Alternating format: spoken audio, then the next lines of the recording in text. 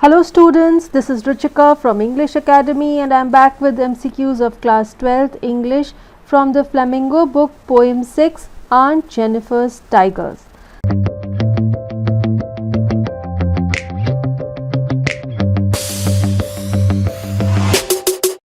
So आज हम इस इंटरेस्टिंग पोएम के MCQs कवर करेंगे।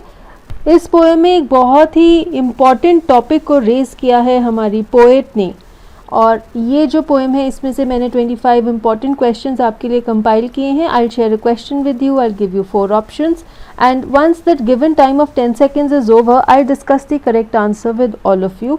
आई hope you all are ready. आपने पोएम को अच्छे से पढ़ा है, समझा है, तभी आप इनके आंसर्स को ठीक तरह से दे पाएंगे. So let us begin with this quiz. Question number 1. Who is the poet of the poem aunt Jennifer's tigers? Options हैं. Option A Adrienne Rich, option B Jonathan Iron, option C JHM Abbott और option D Mark Ably. आपके 10 seconds अब शुरू होते हैं. सो जैसे कि हर poetry में आपको पता होना चाहिए कि उसके पोएट का नाम क्या है. आई होप आप सबको इसके पोएट का नाम भी पता होगा. Time is up and the answer to this is option A. Adrienne Rich is the poet of this poem. Question number 2 देखते हैं. What is the poet known for? Option A, women's movement as a poet and theorist. Option B, beauty and attractive writings. Option C, her parentage. Option D, romanticism as a poet. आपके 10 seconds अब शुरू होते हैं. ये चीज़ आपको introduction जो दी हुई है पोएट की, उसमें पता लग जाती है कि पोएट किस तरह की राइटिंग्स के लिए फेमस है. स्टूडेंट्स टाइम अप हो गया है. आंसर है option A, women's movement as a poet and theorist. Adrienne Rich की जितनी भी राइटिंग्स हैं वो विमेंस रिलेटेड हैं, विमेन ओरिएंटेड हैं. विमेन की अलग अलग प्रॉब्लम्स को वो अपनी राइटिंग्स के थ्रू हाईलाइट करती हैं. Question number 3. What is aunt doing in the poem? Option A cooking, option B embroidery, option C reading, option D sleeping. And your 10 seconds begin now. तो पोएम में aunt Jennifer क्या कर रही हैं? This is a very easy question because इसका answer directly आपको दिया हुआ है. Time is up. इसका आंसर है ऑप्शन बी, वो एम्ब्रॉयडरी कर रही हैं, नीडल वर्क. क्वेश्चन नंबर 4 देखते हैं. Which of these is not one of the qualities of the tigers mentioned in the poem? Options हैं. Option A ferocious, option B sleek, option C proud, option D unafraid. आपका time अब शुरू होता है. So you have to guess कि इनमें से कौन सी एक क्वालिटी नहीं है टाइगर्स की, जैसा कि पोएम में मेंशन किया गया है. Time is up. आंसर है ऑप्शन ए फिरोशियस. तो वो टाइगर्स स्लीक हैं, ग्रेसफुल हैं, प्राउड और अनअफ्रेड भी हैं, लेकिन वो फिरोशियस नहीं है. So this is the answer. Question number 5 देखते हैं. What issue does the poem Aunt Jennifer's Tigers address? Option A, constraints of poor people. Option B, constraints of married life that a woman experiences. Option C, constraints of poets. Option D, none of these. Your 10 seconds begin now. यहाँ पर A होना चाहिए. I'm sorry for the error. So you have to tell कि जो poem है ये कौन सी issue, कौन से प्रॉब्लम को एड्रेस करती है. Time is up. अब जैसे कि हमें पता है कि जो पोएट है वो विमेन से रिलेटेड इश्यूज के बारे में लिखती हैं. इसका आंसर है option B, the constraints of married life that a woman experiences. Constraints means the problems, restrictions जो एक शादीशुदा ज़िंदगी में एक लेडी को एक्सपीरियंस करनी पड़ती हैं, उसी के बारे में इस पोएम में लिखा गया है. Question number 6. Which color combination is created by the line bright topaz denizens of a world of green? Your options are green and blue, option B green and red, option C green and yellow, option D green and grey. Your 10 seconds begin now. So green color तो आपको यहाँ से पता ही चल रहा है, world of green. अब second colour कौन सा है जो इस लाइन में इंडिकेट किया गया है जिससे ये कलर कॉम्बिनेशन क्रिएट हो रहा है? Time is up. इसका आंसर है option C green and yellow. Not topaz is golden और bright yellow in colour. This is the colour of the tiger and green is the color of the forest in which the tiger is roaming around or he is present. So what color combination has been created through this line? Green and yellow color. Now we see question number 7. Who do not fear the men standing beneath the tree? तो poem के हिसाब से who do not fear the men standing beneath the tree? Options हैं, option A women, option B animals, option C tigers, option D poet. या 10 seconds begin now. तो इनमें से कौन पेड़ के नीचे खड़े हुए आदमियों से नहीं डरता? Time is up. इसका आंसर है ऑप्शन सी द टाइगर्स. जब पोएट कहती हैं कि वो जो टाइगर्स हैं they do not fear the man standing beneath the tree, so she is saying that ये निडर है, अनअफ्रेड है और ये किसी से भी नहीं डरते. क्वेश्चन नंबर 8 देखते हैं. What do on Jennifer's fluttering hands through her wool in the second stanza tell us? Option A, the fear of her husband, option B, her old age, option C, her love for embroidery and knitting, option D, her love for tigers. Your 10 seconds begin now. तो आपको basically इसमें ये बताना है कि aunt Jennifer के हाथ Flutter क्यों कर रहे हैं, हिल क्यों रहे हैं, कांप क्यों रहे हैं जब वो एम्ब्रॉयडरी कर रही है. Time is up. इसका आंसर है option A, her fear of her husband. वो अपने हस्बैंड से डरती है, प्रॉबेबली हो सकता है उसके हस्बैंड को वो जब एम्ब्रॉयडरी करती है वो पसंद नहीं है, इसलिए बेचारी डरते डरते हुए एम्ब्रॉयडरी कर रही है, इसलिए उसके हाथ कांप रहे हैं. Question number 9. Why is she finding the needle so hard to pull? Option A, because of weak fingers, option B, because it is heavy, option C, because of her fears, option D, because it is made of ivory. तो आपको ये बताना है कि वो जो Ivory needle है वो आंट जेनिफर के लिए पुल करनी बहुत मुश्किल हो रही है. ऐसा क्यों है? आपके 10 सेकेंड्स अब शुरू होते हैं. तो आपको बताना है कि क्या उसके हाथ कमजोर हैं, या वो सुई बहुत भारी है, या उसके अंदर डर है, या फिर वो सुई आइवरी की बनी हुई है इसलिए उसे पुल करना मुश्किल हो रहा है. Time is up. इसका आंसर काफी स्टूडेंट्स दे पाएंगे hopefully. Answer is option C, because of her fears. जैसा कि हमने पहले भी पढ़ा था, आंट जेनिफर के अंदर उसके इतना डर भरा हुआ है जिस वजह से वो बेचारी एम्ब्रॉयडरी करते हुए उसके हाथ भी कांप रहे हैं और वो जो नीडल है वो भी उसे पुल करनी बहुत मुश्किल लग रही है. क्वेश्चन नंबर 10 देखते हैं. What is the rhyme scheme of the poem? Options है. ऑप्शन ए है A B A B C D C D E F E F, option B है A B B C C D D E E F F, option C है A B C D A B C D A B C D, option D है A B C C C D E E F. अब rhyme scheme बहुत important होती है. I hope आप सबको इस poem की राइम स्कीम पता होगी. आपका टाइम अब शुरू होता है, so you have to make your guesses. Please write fast. What is the rhyme scheme of this poem? Time is up. इसका आंसर है ऑप्शन बी. तो मैं आपको बताती हूँ जो लास्ट वर्ड्स है हर एक लाइन के वो कैसे राइम करते हैं. लाइन 1 का लास्ट वर्ड है स्क्रीन, लाइन 2 का है ग्रीन. ये दोनों राइम कर रहे हैं तो हम इन्हें ए कह देंगे. नेक्स्ट है लाइन 3 का लास्ट वर्ड ट्री और लाइन 4 का certainty. They are also rhyming तो हम इन्हें बी कह देंगे. Next second stanza line 1 wool and pull. They are also rhyming, so we'll call them CC.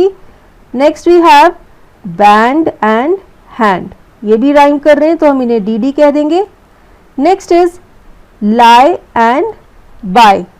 They are also rhyming, so we call them EE. And then we have made and unafraid.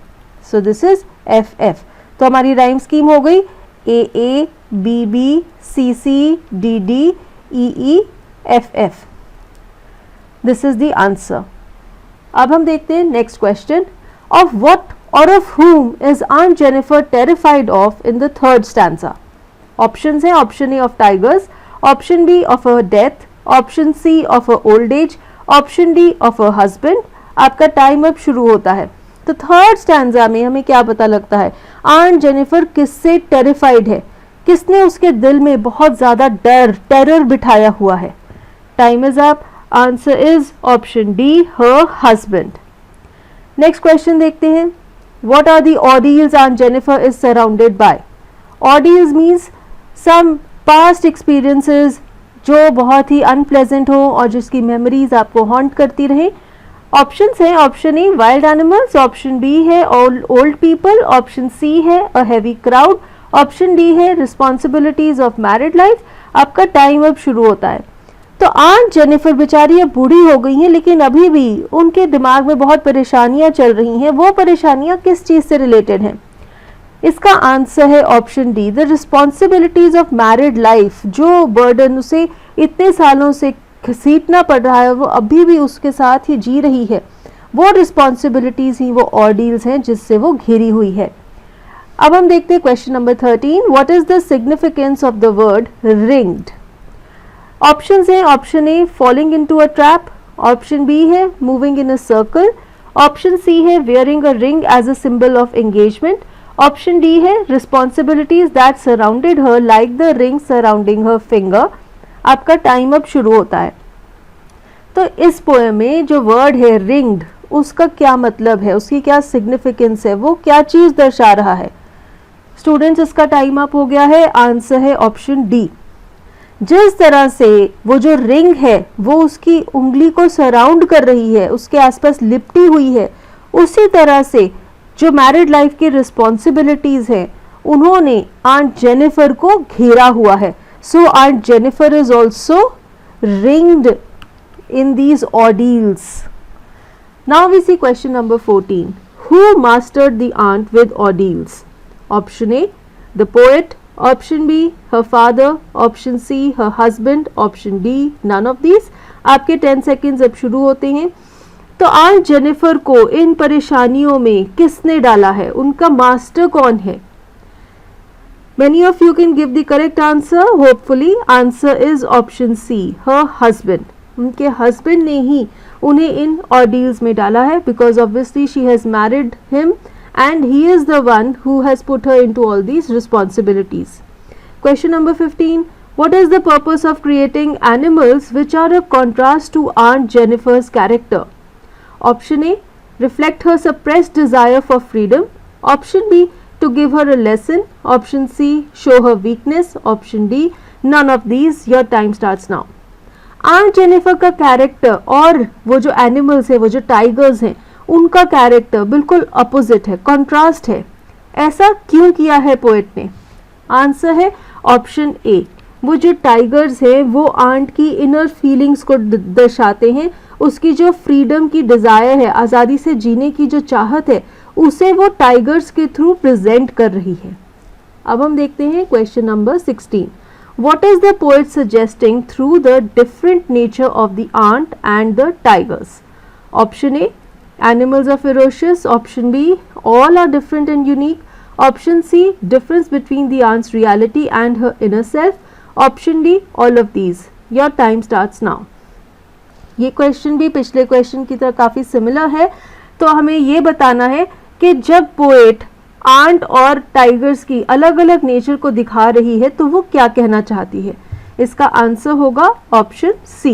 वो कहना चाहती है कि aunt की जो reality है और उसकी जो इनर सेल्फ है वो बिल्कुल ऑपोजिट है। रियलिटी में वो बहुत ही रिस्ट्रिक्शंस में रहती है, वो फ्री नहीं है, आज़ाद नहीं है, फियरलेस नहीं है, बट उसकी जो अंदर की जो इनर सेल्फ है वो ये सब चीज़ें चाहती है। Question number 17, Interpret the meaning of denizen of a world of green. Denizen of a world of green का क्या मतलब है? ऑप्शंस हैं, option A forest haters, option B forest lovers, option C forest dwellers, option D all of these. आपका time अब शुरू होता है। Denizen of a world of green में आपको डेनिजन वर्ड का मीनिंग पता होगा तो आप इसका आंसर दे सकते हैं। Time is up and the answer to this is option C. Denizen means citizen, means जो कहीं पर रहता है, and world of green refers to the forest. तो हमारा आंसर होगा फॉरेस्ट ड्वेलर्स, यानी कि जो टाइगर्स हैं वो जंगल में रहते हैं। Question number 18, what is the attitude of the poet or the speaker towards Aunt Jennifer? Option A, criticizing, option B, very harsh and rude, option C, indifferent, option D, full of sympathy. Your time starts now. तो जो हमारी poet हैं उनका aunt Jennifer की तरफ attitude क्या है, वो किस नज़रिए से आंट जेनिफर के बारे में हमें बता रही हैं। आंसर है option D, full of sympathy. So she is sympathizing with Aunt Jennifer and she is feeling bad for her. Next question, what does the line "the massive weight of uncle's wedding band" imply? Option A, the ring is very heavy. Option B, the responsibilities of marriage are too many. Option C, both A and B. Option D, none of these. Your time starts now. अब ये जो line है the massive weight of uncle's wedding band, क्या इसका मतलब है कि वो जो वेडिंग बैंड है, वो जो रिंग है, वो बहुत ज़्यादा भारी है, उसका वेट बहुत ज़्यादा है, या इसका कोई और इम्प्लाइड मीनिंग है? इसका आंसर है option B, the responsibilities of marriage are too many. और वो जो रिस्पॉन्सिबिलिटीज हैं उनका वेट आंट के दिमाग पर बहुत ज़्यादा पड़ता है, वो बोझ लेती है उनका, जिसकी वजह से वो आराम से आज़ादी से नहीं जी पाती। अब देखते हैं question number 20, which literary device is used in the line aunt Jennifer's fingers fluttering through her wool? आपके ऑप्शंस हैं, ऑप्शन ए है मेटाफर, ऑप्शन बी है सिमिली, ऑप्शन सी है एलिट्रेशन और ऑप्शन डी है ऑल ऑफ दीज। आपका time अब शुरू होता है। तो ये जो लाइन है aunt Jennifer's fingers fluttering through her wool, इसमें कौन सा पोएटिक डिवाइस यूज हुआ है? इसका आंसर है option C, that is alliteration. Alliteration is a device where a consonant sound is used in two or more consecutive words in the beginning of those words. Here fingers fluttering, ये दोनों words first sound से शुरू हो रहे हैं, दोनों consecutive हैं, closely placed हैं, तो यहाँ पर हम alliteration देख सकते हैं। Next question, what did marriage bring for Jennifer? Your options are option A, unhappiness, option B, loss of freedom, option C, terror, option D, all of these. आपका टाइम अब शुरू होता है। मैरिज ने जेनिफर की लाइफ में इनमें से क्या क्या चीजें इंक्लूड कर दी, ऐड कर दी? आंसर है option D, all of these. She is unhappy, she has lost her freedom and she is terrified of her husband. So answer will be all of these. Question number 22, what does panel refer to? Your options are option A, wooden door, option B, woolen piece, option C, a group of people, option D, none of these, and your time starts now. तो last stanza में जब वो कहती है that the tigers are prancing on the panel, so what is this panel over here?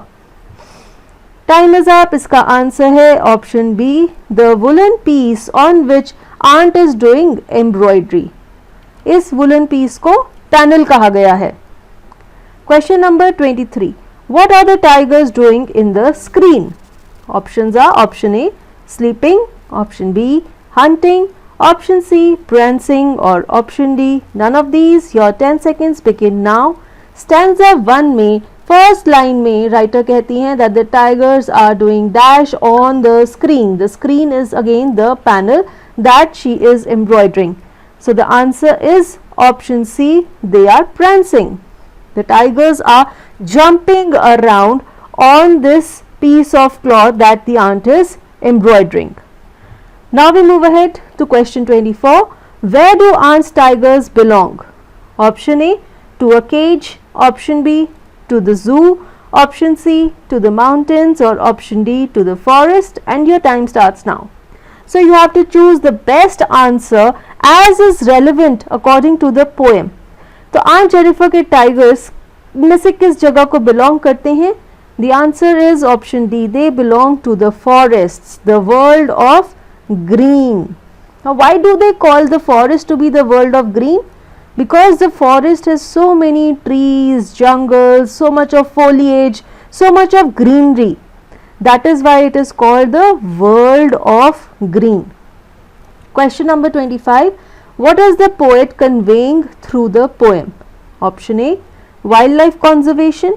Option B, courage is important. Option C, ferocious attitude is important. Or option D, women's fear of men. And your time starts now. So what is the main central idea of the poem? And you have to tell कि poet इसमें हमें क्या चीज़ के बारे में बता रही हैं. The time is up and the answer is very clear. It is option D, women's fear of men. यहाँ पर किसके अंदर fear है men का? Aunt Jennifer के अंदर उनके husband का fear है और उसी fear को पोएट ने बहुत ही खूबसूरती के साथ हमारे सामने प्रेजेंट किया है. कुछ ऐसे एग्जाम्पल्स दिए हैं, कुछ ऐसे कंट्रास्ट दिए हैं, कंपैरिजंस दिए हैं जिससे उन्होंने इस फियर को हाईलाइट किया है. So students, we come to an end of this session of MCQ quiz, and I hope it was a very interesting session for all of you, and you all have brushed your knowledge about this poem, Aunt Jennifer's Tigers. Thank you for watching this video. If you liked it, please hit the like button, share this video with your friends, and for more videos, do subscribe to the English Academy and also follow us on our social media platforms for interesting stuff and quizzes relating to English. Thank you.